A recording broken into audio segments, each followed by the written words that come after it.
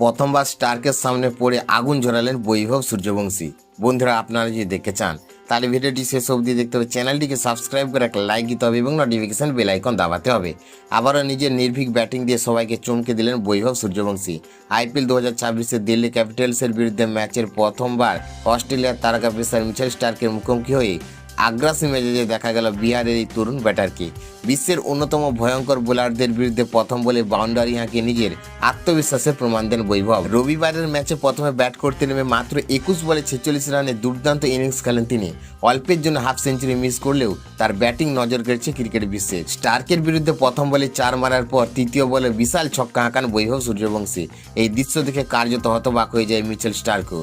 এর আগে Jasprit Bumrah, Bhubaneswar Kumar, Arshdeep Singh, Josh Hazlewood এবং প্যাট কামিন্সের মতো বড় বোলারদের প্রথম বলে বাউন্ডারি বা ওভার বাউন্ডারি মেরেছেন বৈভব। এবার সেই তালিকায় যোগ হলো মিচেল স্টার্কের নামও।